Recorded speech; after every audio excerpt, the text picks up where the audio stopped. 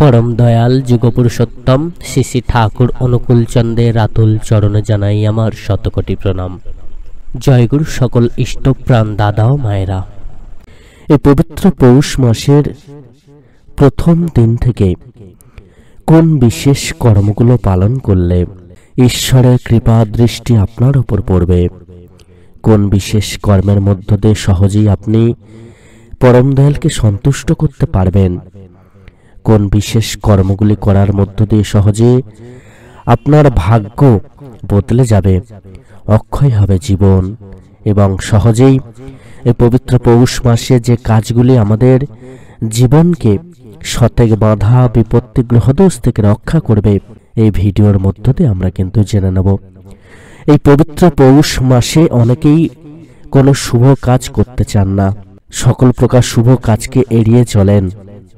তো প্রকৃতপক্ষে এই পৌষ মাসে শুভ কাজ করা যায় কিনা, বা এই পৌষ মাসে কেমন ধরনের কর্ম আমাদের বেশি করে করতে হয়, যে কর্মগুলো করলে আমরা সহজেই আমাদের জীবন বিধানকে সুন্দর সুমধুর করতে পারবো, সেই কর্মগুলোই কিন্তু আগে আমাদের জানতে হবে।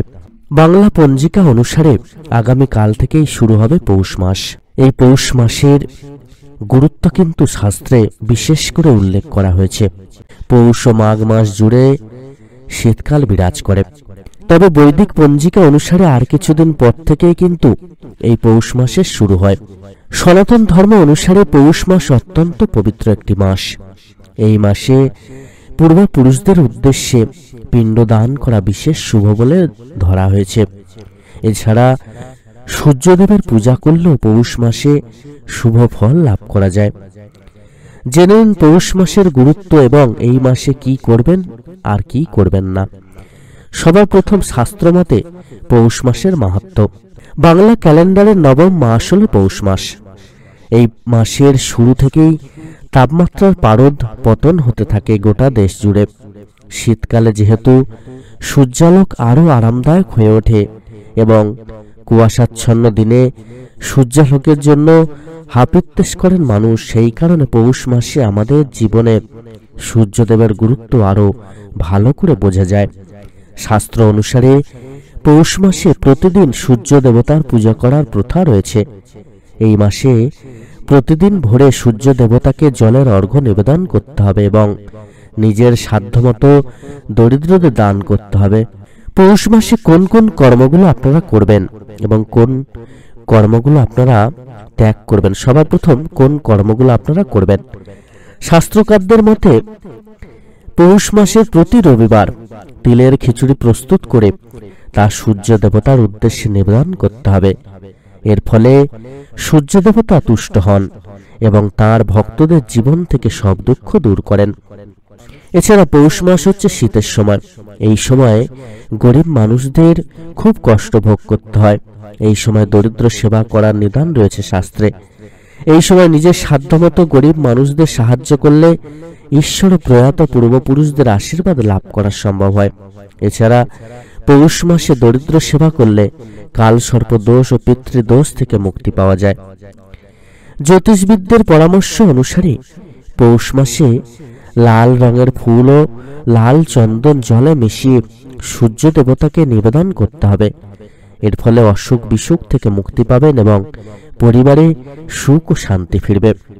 এছাড়াও আরো বলা হয়েছে যে পৌষ মাসে যদি আপনারা নিজেদের মনকে পবিত্র রেখে নিত্যদিন নাম জপ করেন, প্রত্যেক দিন আপনারা যদি আপনার গুরুদেবের চরণ নিজেদেরকে উৎসর্গ করতে পারেন, তাহলেও কিন্তু সহজেই মহাপুণ্য আপনারা লাভ করবেন। এই পৌষ মাসে মন থেকে সকল প্রকার অহংকারকে ত্যাগ করে সকল প্রকার হিংসা কর্মকে কিন্তু ত্যাগ করবেন। এতে করে মন পবিত্র থাকবে এবং সহজেই ভগবানের আশীর্বাদ আপনারা লাভ করবেন। যাদের বাড়িতে বৃদ্ধ বাবা মা রয়েছে, তাদের অতি অবশ্যই বৃদ্ধ বাবা মার সঠিক যত্ন কিন্তু নিতে হবে এবং তাদের পরিচর্যা করতে হবে যথাযথভাবে। দেবতা জ্ঞানে তাদের পূজা করতে হবে। তারা যেন আপনার কথায় কষ্ট না পান বা চোখের জল না ফেলেন, এইটা কিন্তু আপনারা মাথায় রাখবেন। এই পবিত্র পৌষ মাসে যারা এই বিশেষ কর্ম অতি অবশ্যই পালন করেন তারা কিন্তু মহা ফল লাভ করবেন। এছাড়া এই পবিত্র পৌষ মাসে আপনারা বাড়ির ছাদে বা বাড়ির চালে বা বাড়ির বাইরে দুটি পাত্র রেখে দেবেন। সেই পাত্রে অতি অবশ্যই খাবার দেবেন, জল দেবেন, এতে করে পাখিরা সেই খাবার খেয়ে যাতে ধন্য হতে পারে এবং এতে করে পাখিরা যাতে সেই খাবার খায় বা পশুরা যদি সেই খাবার খায় তাতে করে কিন্তু মহাপুণ্য আপনি লাভ করতে পারবেন। আপনারা অতি অবশ্যই এই সময়টা অত্যন্ত সাবধানতা অবলম্বন করে চলবেন। এমন কোনো কর্ম করবেন না যাতে করে আপনার মন উত্তেজিত হয়, আপনার শরীর বিধান অযথা উত্তেজিত হয়ে যায়।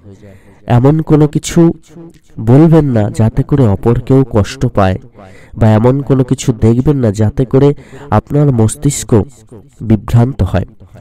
এই সময়টা যাতে আপনাদের ভালো কাটে, এই পবিত্র মাসে যাতে ঈশ্বরের কৃপাদৃষ্টি লাভ করতে পারেন, তার জন্য অতি অবশ্যই স্নান সেরে শুদ্ধ বসন পরিধান করে ভগবানের চরণে ফুল কিন্তু নিবেদন করবেন।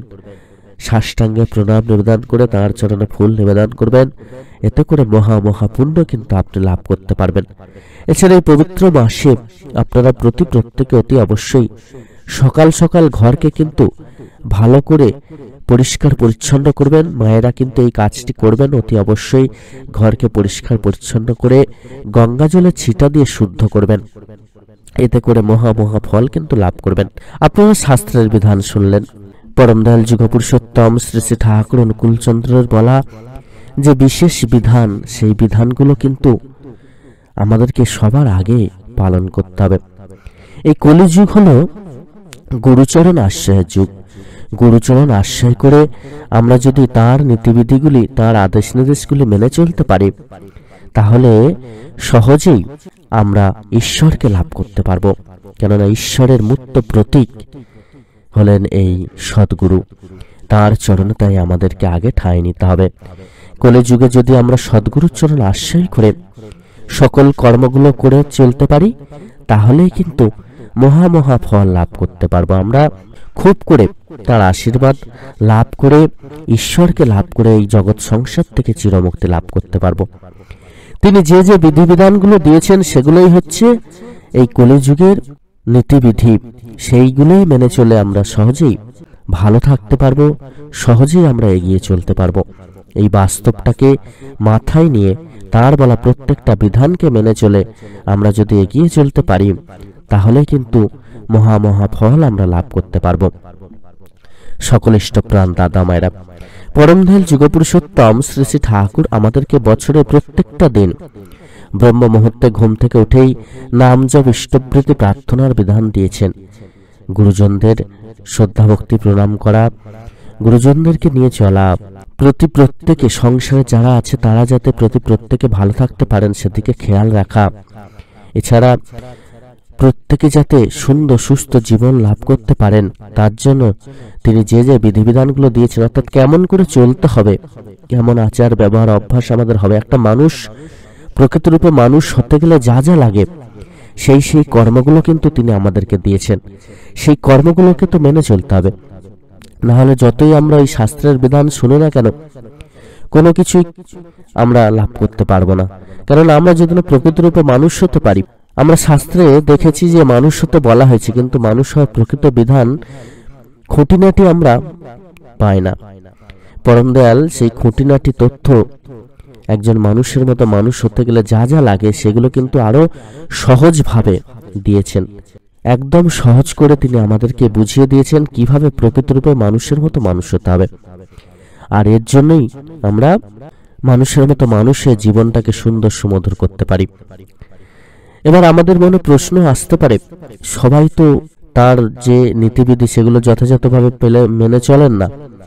এটাই হচ্ছে সবথেকে বড় কথা। আমরা প্রত্যেকে তার বিধানগুলো মেনে চলে না বলে প্রকৃতরূপে আমরা সমস্ত কিছু লাভ করতে পারি না।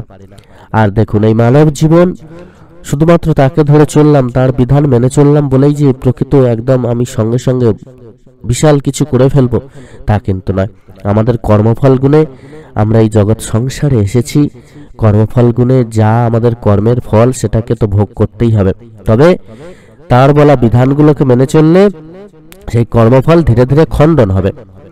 কিন্তু কর্মফল যে আপনি একেবারে কর্মফল থেকে মুক্তি পাবেন তা কিন্তু নয়। যেমন কর্ম করেছেন তেমন ফল লাভ আপনাকে করতেই হবে। তাই আমি গরিব আছি, উন্নতি করতে পারিনি, বা আমি দুঃখে আছি, কষ্টে আছি, ঠাকুরকে ধরেও আমাকে কাঁদতে হচ্ছে, এগুলো কিনা আফসোস করতে নেই, আরো বেশি করে নাম জপ করতে হয়, বেশি করে তাকে ডাকতে হয়। কেননা কর্মফলকে এই মানব শরীরেই কিন্তু খণ্ডন করতে হবে। এই যুগে যদি খণ্ডন আমি করতে পারি সহজেই, তাহলেই কিন্তু পরবর্তীতে আমরা ভালো ফল লাভ করব। আর ওই কর্মফলকে যদি আবার আমরা জমিয়ে রেখে দিই, তাহলে আবার পরের জন্মে কষ্ট পেতে হবে। তাই কর্মফলকে খণ্ডন করতে গেলে খুব করে নাম জপ এবং তার বলা বিধিবিধানগুলো মেনে চলতে হবে। এতে করেই আমরা প্রকৃতরূপে ভালো থাকতে পারবো। আর প্রকৃতরূপে ভালো থাকা মানেই যে উন্নতি বা অর্থ সম্পত্তি করা তা কিন্তু নয়। প্রকৃতরূপে ভালো থাকা মানেই হলো তাকে নিয়ে চলা, তাতে বাস করা, সৎসঙ্গের আশ্রয় গ্রহণ করে সৎভাবে চলা, তার বলা প্রত্যেকটা কর্মকে মেনে চলা, এটাই হচ্ছে প্রকৃত ভালো থাকা। তাকে নিয়ে যত আমরা চলতে পারবো, তার বলা বিধিবিধানগুলো যত আমরা মেনে চলতে পারবো, তার কর্ম যত আমরা করতে পারবো, জীবনটাকে যদি তার চরণে আমরা উৎসর্গ করতে পারি, তাতে করেই মহা ফল আমরা লাভ করতে পারবো। সকল ইষ্ট প্রাণ দাতা মায়েরা, প্রত্যেকে খুব ভালো থাকবেন। পরম দয়াল আপনাদের প্রত্যেকের মঙ্গল করুন। জয় গুরু বন্দে পুরুষোত্তমম।